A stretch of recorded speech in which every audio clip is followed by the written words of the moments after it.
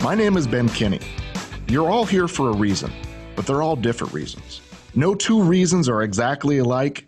Whether you're here to master savings, reducing your expenses, making more money, or learning how to invest, what I know about you is that you would like to make a change in your life right now. Here's the truth. We're all only 5 years away from anywhere we want to be in our lives. What I've learned over the years is the destination is always less rewarding when you get there than you thought it would be, meaning we have to learn to enjoy the journey. Throughout the Wealth Series, I'll be joined with Chad Himes and Bob Stewart. Chad, say hi. Hello. How long have we worked together, Chad? 10 plus years now, Ben. Bob, say hi. How you doing? Hey, Bob, how long have you and I worked together? About 12 years. Multiple companies, multiple projects. These gentlemen have joined us in trainings, podcasts, videos, and now the Wealth Series. Chad, what are you most excited about going forward in the Wealth Series? Ben, I'm excited to hear how you take some things that are so complicated to so many and break them down into a way I know is going to make it simple, easy steps for people to be able to follow. Absolutely. Bob, what are you most excited about? I think the thing that I'm most excited about is just the idea that a lot of us don't have a really clear understanding of how we would go about building wealth. And so to, like Chad said, to break it down so that it feels manageable and it feels attainable to everybody out in the audience is just, to me, it's super powerful. What's the number one thing that stresses your relationships out in the past? Finances. Finances. It's something people fight about. It's something we stress about. It's something we worry about. It eats you up from the inside out. And this is what I call money happening to you instead of money becoming a tool for your future. Chad, what did Robert Allen have to say? I love this quote, Ben. This is a fantastic quote. It says, "Don't let the opinions of the average man sway you. Dream, and he thinks you're crazy. Succeed, and he thinks you are lucky. Acquire wealth, and he thinks you're greedy. Pay no attention. He simply doesn't understand." Isn't that your friends, your neighbors, maybe even your parents, your kids, your coworkers, the ones that are always throwing rocks, saying, you can't do it, you can't do it, you'll never do it, right? And then when you do it, they just say you got lucky. You were in the right place at the right time. It wasn't anything you did. And then they think you're greedy and you just want it all. And then they don't want to be your friends anymore. Sometimes the average man, like as I listen to that, I hear Chad say that quote, the average man is like the circumstances around us. It's the environment that we're in, right? It might not even be a person that's doing these things. It's like your environment has bound you to believe that like you are not capable of acquiring wealth. So it's more than just the people. Sometimes it's your environment. I read a book this summer called The Enlightened Gardener. And in The Enlightened Gardener, they talked about a bucket filled with water. And Chad, the gentleman who wrote this book said, if you filled a bucket full of water, what shape would the water be in? The shape of the bucket. Shape of the bucket. Stick with me for a second, ladies and gentlemen. In our life, our mindset and our thoughts and our beliefs become the bucket, not the water. Our life takes the shape that our thoughts, our beliefs, and our knowledge contains. We have to be careful because there's lots of beliefs out there about money, lots of opinions, lots of fears, lots of things that we've inherited from our parents about money's bad or the wealthy are bad. What wealth is, wealth defined for me, I want you to listen and think about this. Wealth is simple. Wealth is the ability to do what I want, when I want, with who I want. Say that again for everybody, Ben, because I know they're about to hit the rewind 15-second button. Wealth is the ability to do what I want, when I want, with who I want. It's actually not just the definition of wealth, It's the definition of freedom. Naval, very, very talented individual, has a podcast. He said, people who are living far below their means enjoy a freedom that people busy upgrading their lifestyle just can't fathom. One more time. People who are living far below their means enjoy a freedom that people busy upgrading their lifestyle just can't fathom. What does that mean to you, gentlemen? I think for me, that means, you get stuck in these incremental increases, like in our expenses. And as we start to earn more money throughout the course of our life or our career, our lifestyle just keeps up with our earnings, right? And it's such a small thing that happens over time, incrementally, that you look back in 10 years and you might be earning 3 times what you earned 10 years ago, but you have 3 times as many expenses, right? So it's this thing that just creeps on you. And unless you sit back and actually assess what's going on, you end up living this lifestyle right at your means. Yeah, right? it's keeping up with the Joneses. Yeah. Right. It's, my neighbor just got to this, I got to get to that, or my neighbor's got this, or my friends got that, or they went on this trip, I got to do that. Absolutely, you're hitting that, Bob. I think, and Ben, I'm taking that as, those that are living below their means, meaning I'm living on a much less than I have to myself. Boy, the freedom that comes with that. I mean, I looked at people that are sitting there that worry month to month to month on how they're going to pay their bills. Those that are living below their means, from the lessons you've taught Bob and I personally, I'm good for the next 12 to 18 months. I'm paying all my bills actually if something were to happen. And boy, the freedom that brings me is powerful. I mean, you guys know that I wasn't raised wealthy. I came from a cabin without power. We had an outhouse, right? We had cooked on a wood stove. We relied on the food bank. And I was raised by a very loving and caring father, and he was a great man. But we were not wealthy. In fact, sometimes we barely had food. On the other side, every other weekend, when you get to go visit the other parent, those of you that were raised in a divorce situation, my mom, throughout her different marriages, the number one thing she fought about was money. They would fight and yell and scream and throw crap, always. And you see the pressure that was created, the lack of freedom by always being under the gun of not having enough income, having too much debt, right? That pressure, it eats at your soul. And I remember as a kid just crying there in a room and praying that God would help my parents with their financial situation, thinking, what could I do about it personally? I think that's one of the things I love about you, Ben. Yeah, I'll just say it, right? One of the things I love about you is that you had that growing up. That's how you felt. And ever since you've been able to create the opportunity for yourself to give yourself a platform where you have built success, all you've wanted to do is teach other people how to do it. You've just wanted to give back. And that's what we're going to do through this wealth series. This is our opportunity to help you be able to share all these lessons with everybody else so they don't have to go through what you grew up going through, or they don't have to go through the challenges that they've seen their family deal with through the years. Yeah, we're trying to change the shape of their bucket. Yep. By introducing you to new beliefs, new models, new systems, and new things that anybody could implement. This is not a call for wealthy. This is not a series for poor. This is a series for anybody that wants to learn about wealth building. Now, some people don't like the word wealth, and some people sit back and they say, well, I actually make enough money. And my argument to those individuals is that you don't. You actually never know how much you're going to need to make.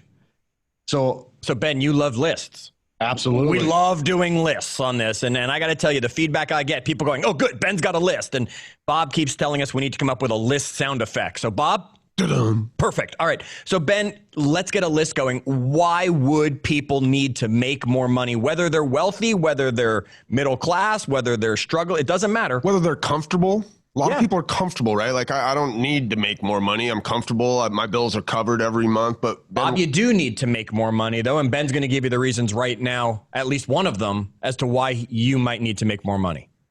Well, the first one's easy, but it's something serious. Okay. It's for emergencies.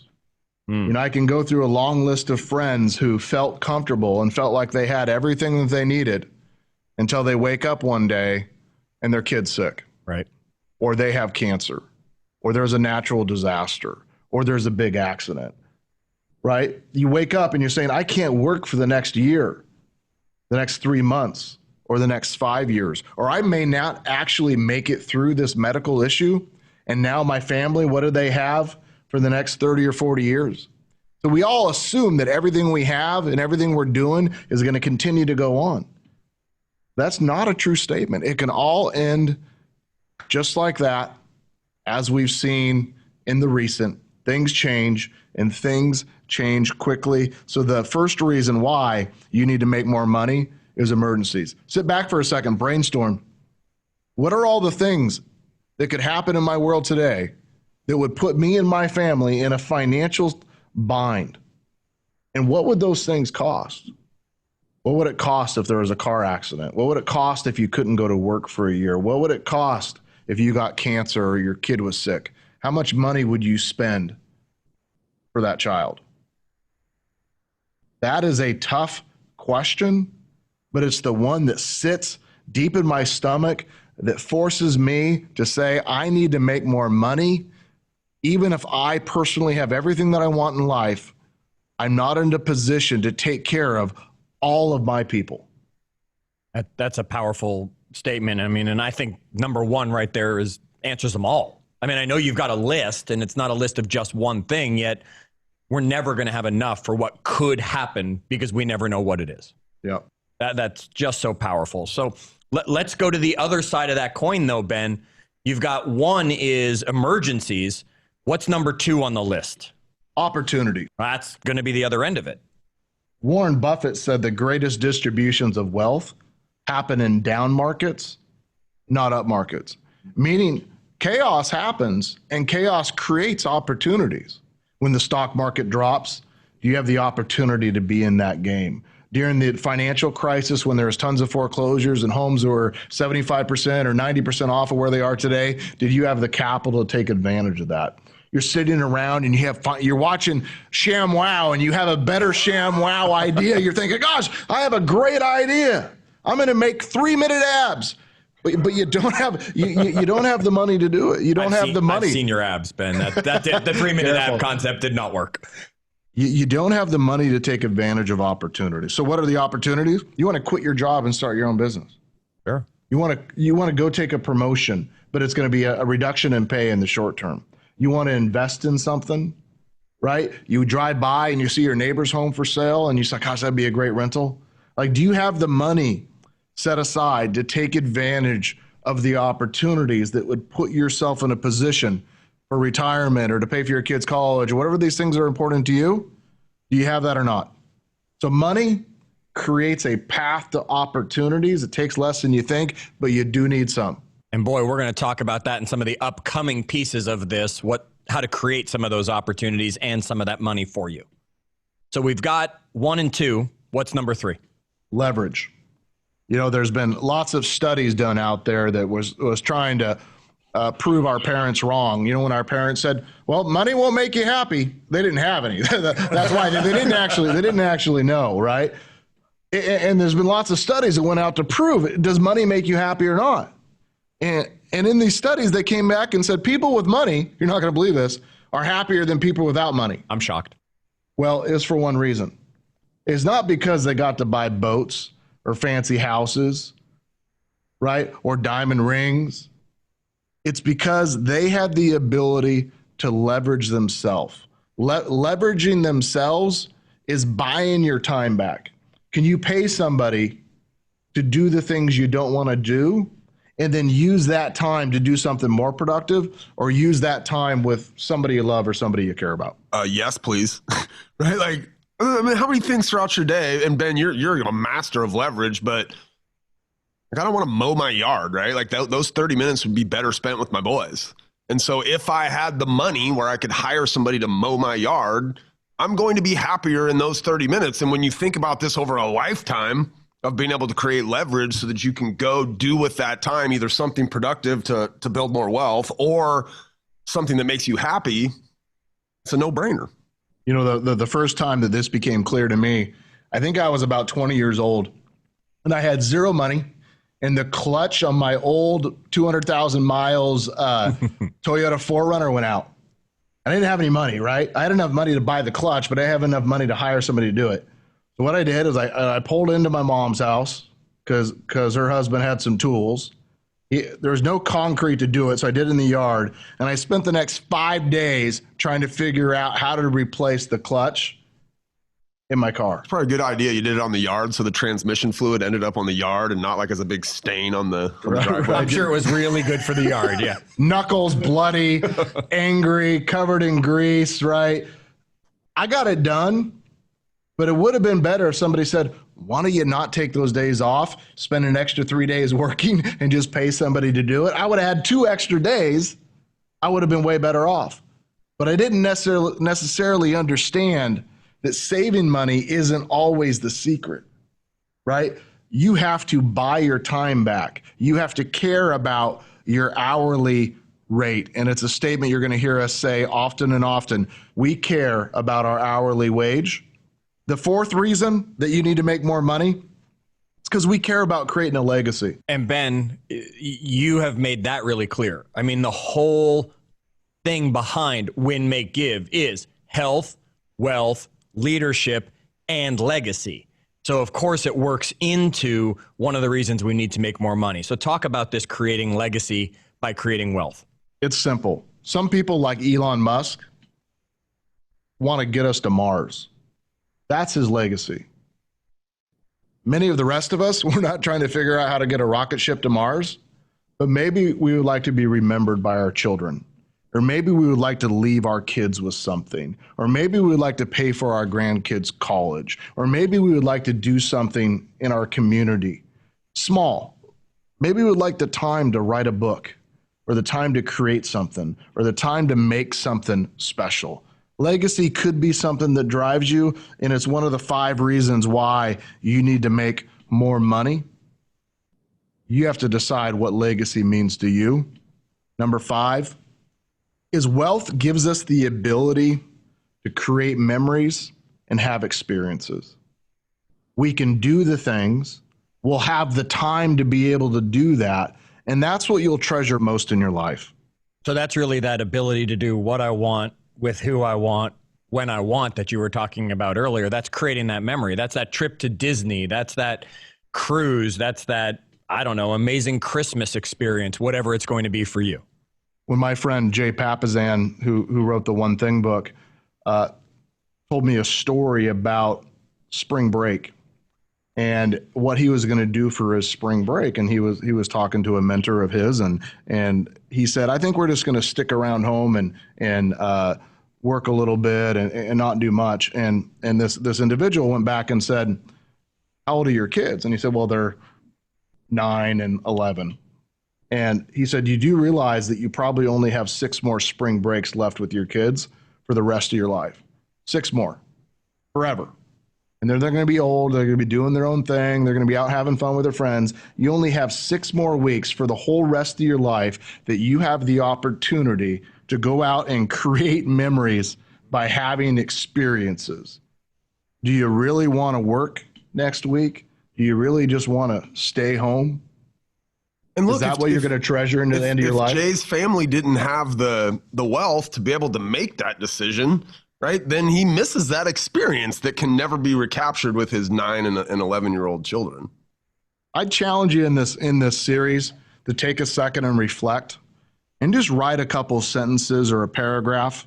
If you're using our workbooks, which are available at winmakegive.com underneath Wealth Series, just write down about a time when not having money has affected you or hurt you in each one of these areas. For emergencies, the opportunities that you've missed, the times that you had to do things well below your hourly rate because you couldn't afford to give that up, or the legacies that you're missing out on. Even though you have all the talent and all the potential, you're missing out on it. Or the memories and experiences that you had to pass on that you'll never get back for the rest of your life. Take a few minutes. Just journal about that. Write that down. Now, we're not going to stop to give them the few minutes and just insert some, Jeopardy theme song or something like that here. They're going to have to come back and do that after, because we're going to go on. But we want you, or push pause right now, but we want you to take that time. Ben, why don't we talk about why most people, not everybody, but why most people don't actually build wealth? One of the big reasons is they don't believe it's possible. They think it's actually unattainable in their life. They think it's actually super complicated. Like there's a million reasons why their bucket, Yep, right, which is shaped by their beliefs, welcome home. Have a wonderful day. their thoughts, right, their influences, makes it impossible for them to build wealth. They think it's complicated. They think they should do it on their own. They have negative emotions when it comes to money.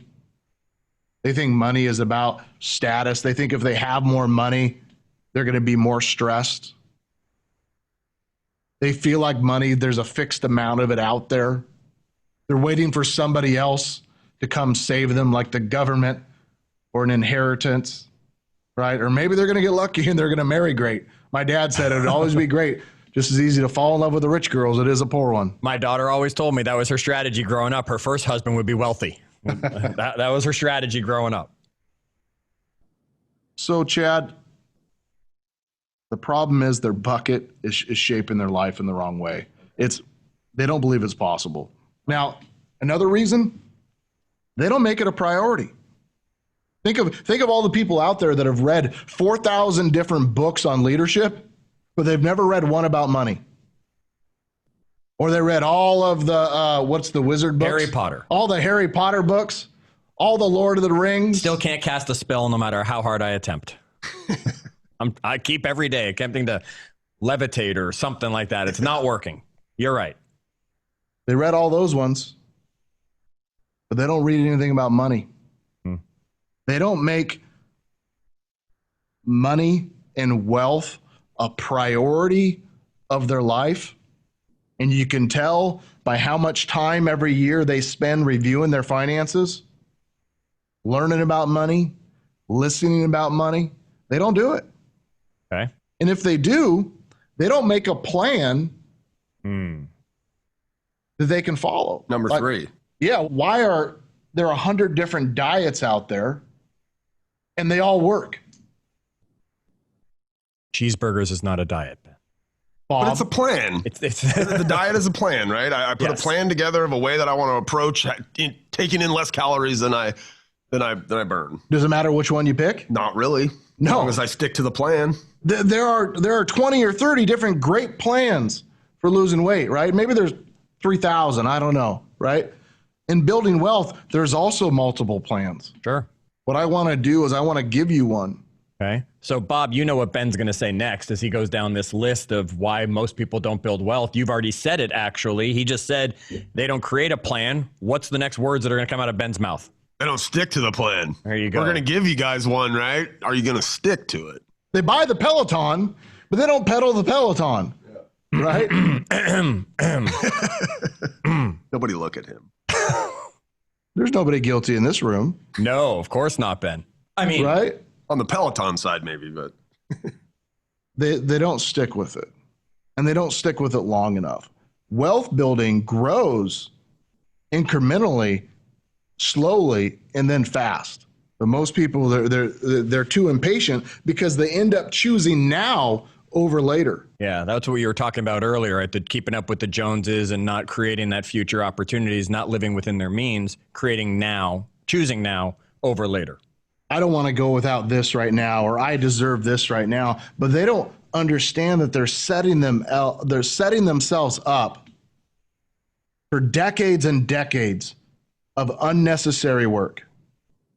You know, Ben, you tell a story, and I don't have the numbers in front of me, that instead of buying like the iPod when it came out, how much money we could have had we invested in that stuff. Yet how many of us went out and bought the iPod because we deserved it, or we bought the new iPhone because we deserved it, or Bob bought his, new sneakers because he deserved it? Ben, what was it that the iPod used to sell for? Well, so the iPod originally was released in 2001. It cost $399.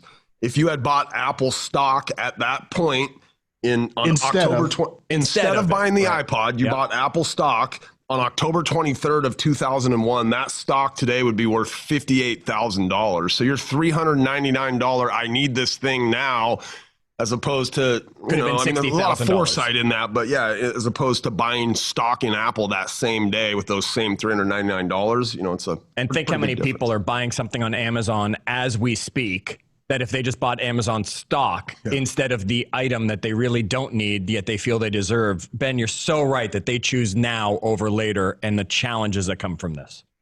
What a story to think about as I'm sitting back with 3 separate broken iPods sitting in a drawer somewhere, thinking if I just would have bought that stock then, I'd have an extra $58,000 sitting in my piggy bank.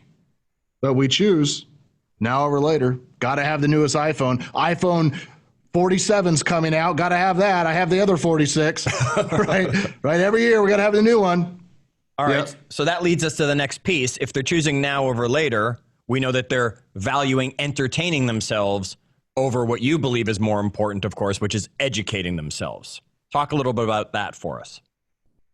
We were just talking about the value of college educations and varying opinions out there between don't go to college or do go to college, and we could debate that at another point. But what I know is that wealthy individuals, successful individuals, get their education wherever they can through whatever platform is available, whether that's college, classes, seminars, books, podcasts, mentors, wealth building series, mentors, right? They find it and they absorb it as needed because they value educating themselves over entertaining themselves. Now, imagine if you said, all right, I don't have a ton of time, I'm busy. I'd ask you, Bob, do you got 15 minutes a day? Yes. What if for the next year you read 15 minutes a day, or you listened to 15 minutes a day of podcasts or recordings or audiobooks about money? How much further ahead financially, mentally, intellectually would you be from the rest of the population? I mean, I'd be 90 hours, but a long ways, right? And if I did that every year, I look back in 10 years and I've changed my life. And that's just with the extra 15 minutes. Forget actually saying, Bob, how long do you spend playing Clash of Clans on your phone, and Whatever take that entertainment away and replace it with education? Netflix, Facebook, Instagram, like all these things that are designed to, quote unquote, entertain us, that really just distract us from educating ourselves. Yeah. People think that they have to choose between wealth and a happy life. As you look at the COVID-19 crisis of 2020, I wonder how many people are sitting back surprised at how happy they can be without spending much money. They're no longer going out to eat, the movies, all these other things, and they're realizing that I could actually live without a massive amount and still be pretty darn happy. Maybe that is a gift of these times. What about this one, Ben? That that people look for short-term solutions to solve long-term problems. Give me an example of what you're talking about there as we're helping people overcome these challenges. They look to get in on Bitcoin because their neighbor bought some. When you're taking stock advice from your neighbor, who's not a stockbroker. No, let's be clear. No, he's a idiot like us, right? If you live next to E.F. Hutton, that's different. Yeah, right. You know that there's a problem, but we look for those short-term solutions, and we're all guilty of it. Whether it's that stock tip, or the Bitcoin, or the I'm going to be a real estate investor, or the get-rich CDs, right? There's a million different examples. A lottery ticket. They look for short-term solutions to solve long-term problems. We're not going to give you a get-rich solution during the Wealth Series, but we're going to give you a proven solution that can prepare you for retirement and for an amazing life, a wealthy life, if you follow it, so long as you avoid giving up when the going gets tough. Oh, and isn't that just something that so many of us are always challenged with? It gets rough. Oh, this is wrong. I mean, we've talked about it on other episodes where we've talked about quitting, why people quit, when they should, when they shouldn't. People give up when the going gets tough all the time. How do you overcome that, Ben? I mean, it sounds great to say it, but it sounds a little cliche sometimes. Give us a little more. Well, people look for the easy button, don't they? Yeah. Right? They obtain their credit card debt over a long period of time making bad decisions, and they want to solve it by stealing all of their retirement money out of their 401k or all of their equity out of their house by refinancing. And they give up the one thing that was working really hard for them. The equity in their house, the money's in their retirement, and they give up right before they have to. Instead of making sacrifices in their life and learning better financial habits, they just give up. And most of them give up right before they get to the top of the mountain where it actually would have felt pretty good for them. Yep. Okay. So you've got 10 on this list of why most people don't build wealth, and we've now covered 9 of them. Give me number 10. Well, they don't find great role models. They don't have people in their life that they could look up and say, this is my tax advisor.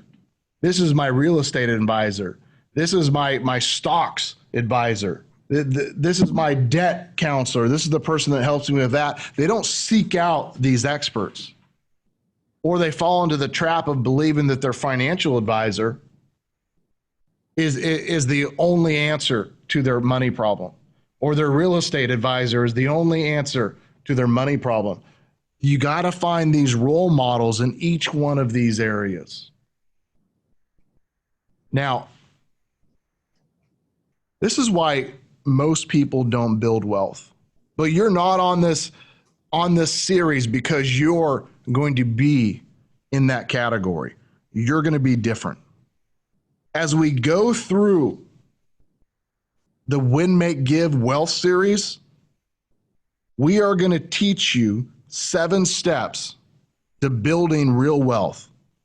So let's walk through them real quickly right now. Now, we're going to do each one of these as a standalone episode. So we're going to just give you a little now. Don't worry that Ben doesn't dive in too deeply. Each one of these is going to come to you in depth as we move through the series, correct? And if you took the time to go to winmakegive.com and sign up for the Wealth Series, you're going to get the workbook sent to you that you can fill out. You're going to get spreadsheets, tools, and calculators given to you at no cost, no credit card, no upgrade later, no listen to 7 minutes of a commercial first. This is just our 100% gift to you. And you're going to go through the 7 steps. Step 1, a reality check. Where are you at personally, Bob? Financially? How much debt do you have? How much income do you have? What's the value of your assets? And what is this phrase that we're going to talk about? What is your net worth? We're going to help you calculate it. Number 2, a retirement check. Are you on track to retire? Do you actually know how much money you would have to have saved up in order to retire? Number 3, in order to save money and invest money, you have to have money, which means we're going to help you save like crazy, come up with strategic ways to reduce expenses, to live on less, and we're going to present you a couple of different models that you can follow that will help you get on track to pay off your debt and start saving. Number 4, student of wealth. We're going to teach you the concepts and equations and models that will help you become wealthy, like understanding and mastering the power of compound interest. You are going to love that Bob is with us on this journey as our math geek. For sure. He's like having a calculator in your pocket. Absolutely. Number 5, we're going to talk about increasing your income, ways you can do it, whether or not you have a job, you work at a company, you own a company, you're self-employed, different strategies for increasing your income right now. Number 6, we're going to teach you how to pay less taxes legally by getting you in front of one of the number one experts in the world on tax strategies. And lastly, we're going to teach you how to invest wisely. Each one of these episodes comes with workbooks, calculators, and homework assignments. If you get them all done, you're invited to a free live call with us on June 12th, 11 a.m. Pacific time. You got to do the math if you don't live in the Pacific time zone. We're not doing it for you. That's one of the tests. All you got to do to join our live call is go to winmakegive.com and sign up for the wealth series. The basic concepts of building wealth are simple. Today, we're going to introduce you to a model that I created that's based solely on my belief of how wealth actually happens. I call it flipping the triangle. Now, before you flip the triangle, because I just love it and I love the term for it, you also have a quote from a man who brought laughter to so many, who filled the evenings for the generations, and that was the original late night celebrity, and that was Johnny Carson. Bob, give us this quote from Johnny, because it's going to really sum up what Ben's about to teach us. The only freedom that money gives you is the freedom of not worrying about money. I'll do the Ed McMahon bit for you on the side there. All right, Ben. So let's get to this triangle and let's flip it. Talk to us. And you got a tip for everybody before they start. They should be prepared knowing that this might be the homework question that they have to answer. What we really want to do is we want to transition from being in a position where we worry about money to being into a position where we get to spend our time thinking about making more money, thinking about investing, thinking about having enough money that we could really impact the world. And the way that I think about wealth, gentlemen, is simple. We need to move the triangle and flip it. So imagine that you have a triangle, like a pyramid in front of you, and that pyramid is divided into 3 pieces. At the base of this triangle is where the vast majority of the population exists. That's where the vast majority of their wealth and their income is. It's in a direct relation to their salary. It's from them exchanging time for money. And that's why people never get ahead, Bob, because there's only so much time that they can work, right? They think that they can hard work their way out of their position, but they can't. And because they never really move up the triangle, they never get ahead. Because all they're ever doing is exchanging more hours for money. They're not increasing their hourly rate. So think about this triangle and think about the vast majority of the population has 80, 90%, 100% of their income, their assets, their net worth in the base of the triangle. They don't move up. In the middle of the triangle, there's what we call cash flow. Cash flow is powerful because cash flow is money that you make from work you did in the past. Imagine that you loaned somebody $10 last year and they were going to pay you back this year plus 10%. That extra dollar is money you made from work you did last year. Imagine that you owned a piece of real estate, like an extra home, and you rented it out. The money that it took you to buy that real estate was money you made in the past, but they're still paying you rent all the way till today. That's cash flow. That's from work you did in the past. We want that. The problem is that people can use that middle section in two ways. They can use it to improve their lifestyle, whereas the money trickles down, or they can use it to trickle up to invest and buy the top of the triangle, which is what we call assets. When we think about assets, the average renter in America has a total net worth of right around $5,200. Wow. After all the hours that they work, all the hard work that they do, if you added everything up and you subtracted all their debt, their total net worth is $5,200.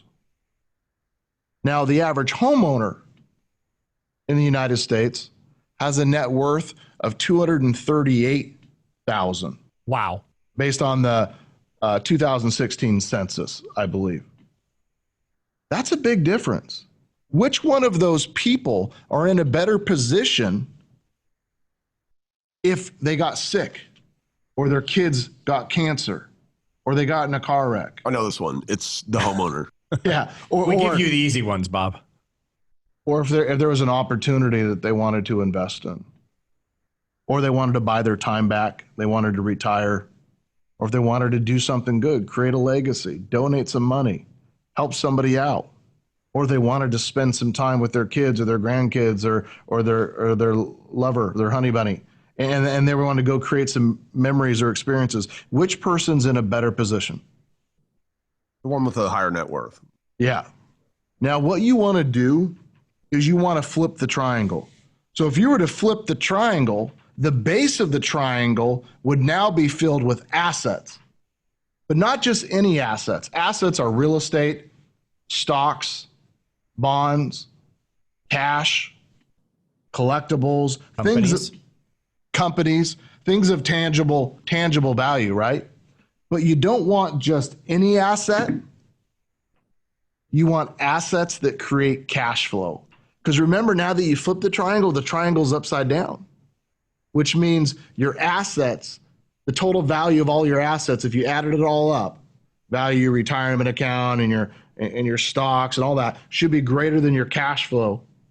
And that should all be greater than your income. Because at some point, when you retire, what happens to your income? Goes away. It goes to zero, right? And you have to find a way to live from the day you retire till the day that you move on for those 10 years or 30 years or 40 years or 50 years, however long you're going to be retired. You got to flip the triangle. As you go through this journey with us, we're going to help you figure out how big your triangle has to be. How much assets do you have to have so that you could live on them for 30 years or 40 years or whatever it takes you to retire? And how much income would those things have to generate to help you out for the moment when your income goes to zero? That is what flipping the triangle means. Please review the workbook available at winmakegive.com.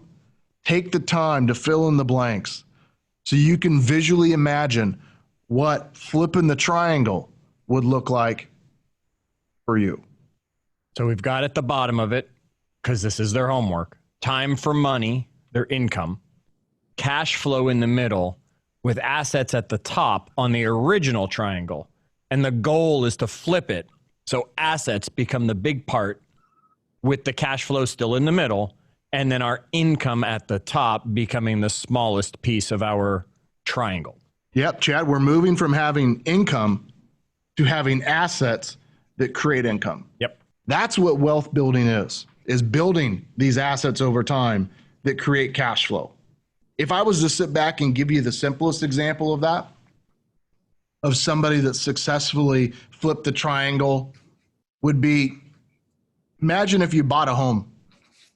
And every year in owning a home, you were able to pay down the mortgage and it went up in value and you got tax benefits. Let's say that you gained $20,000 a year in equity because of it. You're paying off the debt and it's going up in value, Sure. right? Well, let's say you made $100,000 a year. You're existing in the triangle right side up. You make 100, you go up, you don't have much cash flow. At the very top, you have 20,000 in equity. Now, the next year you make another 20 grand. You have another 20 grand in equity. So now you have 40,000. Yep. And the next year it goes up even more. And now maybe you have 65 or 70,000. And then the next year maybe you have 100,000. And the next year maybe you have 140 or 150,000. And you wake up and you say, I have more equity in my home than I make in income this year. That is the very basic, simplest example of flipping the triangle. But the goal is to have a really, really wide base once it's actually flipped. And that base should be made up of different elements, which we'll talk throughout the wealth building series here at Win, Make, Give. Talk to me about how the series is going to go, Ben. Let's lay it out for everybody. We told them the sessions that are coming, and we're going to drop these episodes for them over the next 3 weeks. So if you're listening to our wealth building series in real time, each episode will come out every Monday, Wednesday, and Friday for the next 3 weeks. You're going to get a total 8 of them. The last Friday, which is... All right, since you're not listening to it in real time, the rest of that is really not all that important to you. So better we spend our time kind of going through what we just heard than listening to something that's not quite relevant. So what'd you hear?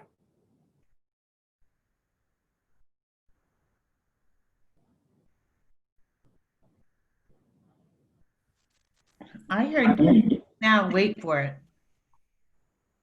Say it again, Marie. Don't choose now, wait for it. Yeah. Don't buy something on an impulse. Don't, go get that new car because it's pretty and shiny. Wait for it. Yeah. It's one of the biggest mistakes people make, right? Is choosing now over later and not recognizing that delaying that instant gratification has so many benefits.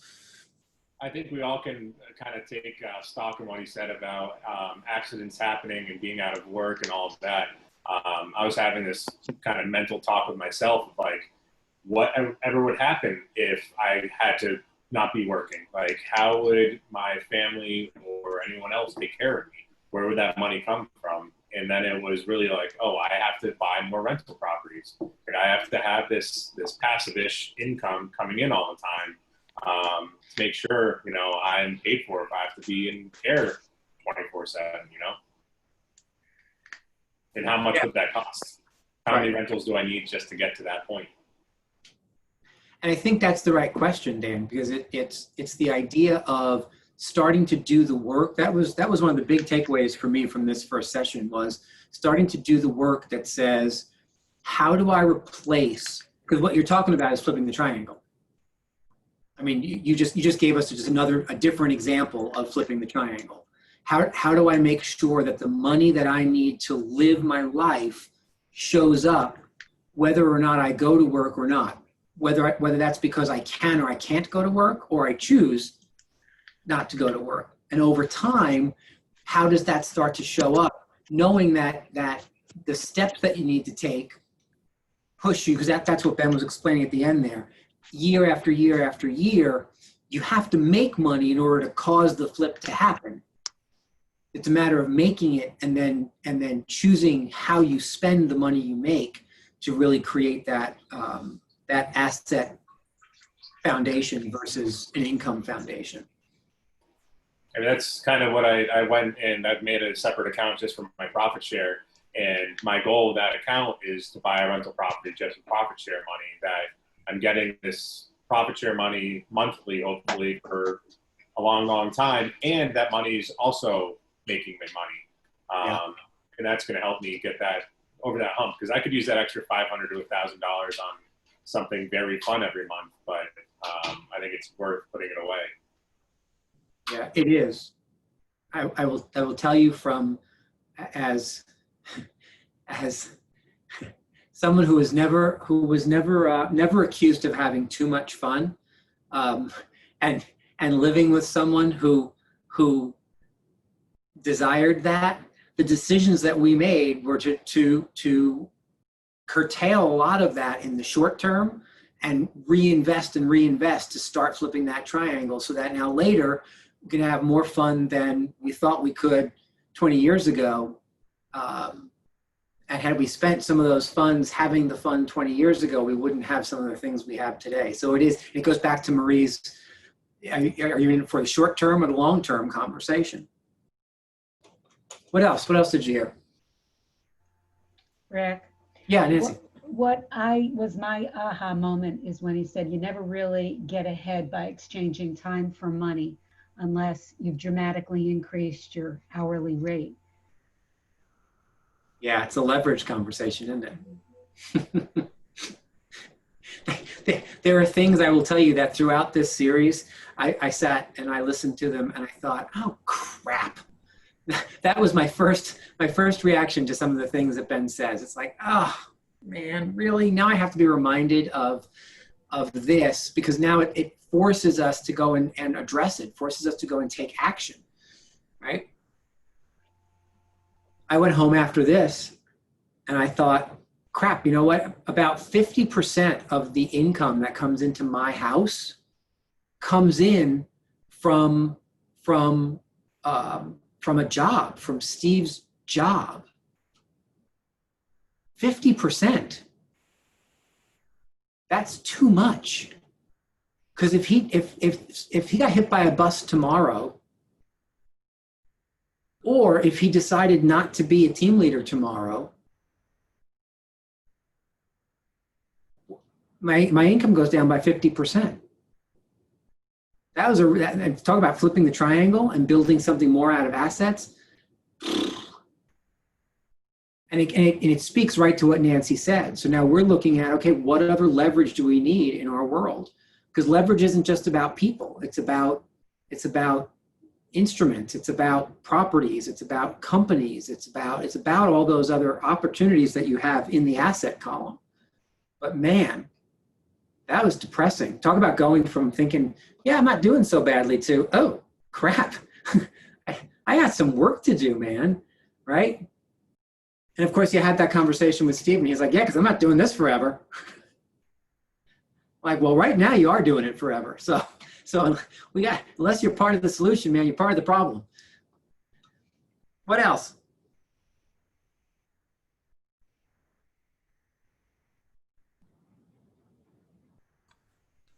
The iPad, purchasing it versus having $58,000 hit really hard. Mm-hmm. That is insane. Mm-hmm. Isn't it crazy? I don't remember if he says this term, but he's talking about opportunity cost. Right? Every time you choose to spend your money on a consumable, what is the opportunity cost? Dave Ramsey gives that same example of someone who went, and spent $40,000 on a brand new car versus 12 on a pre-owned just as fine car, only to have 20 years later the car they bought for $4,000 be worth $1,200, and the $40,000 invested over that 20-year period of time would have been worth whatever it would have been worth. And so you either have a $1,200 asset you've driven, or $500,000 or $750,000 or whatever. But it's all that opportunity cost, right? Doesn't it make you want to go screaming back to the Apple store, Janine, and say, here, take my iPad back, give me my money back, and give me a hot tub time machine so I can go and invest it?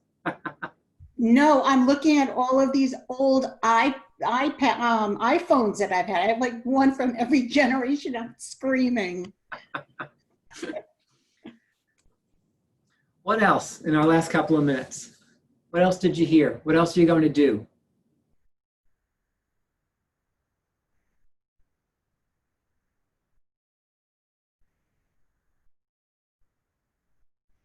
So do me a favor, spend time between now and tomorrow really thinking about your triangle as homework. I want you to think about what your triangle looks like. What does it look like today? Right? For many of us, the income is still the base, right? And if your base is not your income right now, come back tomorrow and share with us how you did that. What does your base look like? I want to be able to kind of share ideas and talk pretty openly about our money and how we're gonna work towards having it be a better tool for us all. So come back tomorrow with what your triangle looks like. What does your assets at the top look like if your assets are at the top? If your assets are at the bottom, talk to us about how that looks and how did you do it? What did you purchase with the income you had to really start flipping that triangle? And then of course that cash flow in between is crazy important, right? Remember one of the things Ben said that why do we need to make more money? Number one reason is for emergencies, right? Emergencies. What does that look like if all of a sudden you couldn't work? You know, I'm forced right now to think of Diego when we say that, right? This is a conversation that at 22 he didn't even have a whole lot of time to get that triangle flipped. But you never know when something like that is going to occur, and all of a sudden you're not able to go and do what you used to do to make a living, right? That is a prime example of what we're talking about in terms of preparing your financial life for an emergency. P.S. We don't have any additional updates for you today. We hope to have a new one for you tomorrow morning. So do tune in at 9 o'clock. And if you haven't gone, I very rarely ask anybody for money, but I will ask again today. If you haven't gone to Diego's GoFundMe page, please go ahead and do that, because we need money. We need as much of your help as you're willing and able to give us to be able to help him and his family out. So please go ahead and do that. I'll pop it in the. We're almost up to 19,000, which is pretty amazing. We are almost at 19,000, which in 1 week is astonishing to me. So let's keep it going and see what we can do. All right, guys. Tomorrow, I think tomorrow we're usually going to do Monday, Wednesday, Friday, but yesterday was Aaron. So tomorrow is the financial reality check, and then Friday we're going to do the retirement check. I'm going to warn you that if you haven't started to look at what retirement really looks like in terms of money and finances, buckle in, because Friday is like a smack upside the head that hurts. And yet it's a good smack upside the head to really get us thinking about what it takes and what we need to be doing right now, right? So, some of us more than others, right? It's easy when you're in your 20s or in your early 30s to look at retirement as far away. And I'm going to tell you what, at 50, all of a sudden it looks very different. I don't know about the rest of you who start with a 5 or better, but it looks different, and I'm thinking about it far differently than I used to. We'll talk more about that on Friday. Thanks for joining us. I hope that was fun. We'll see you tomorrow again at 3 for this episode 2, and have a lovely evening. Good night. Thank you. Thanks, Rick. Thanks, Rick. Good night.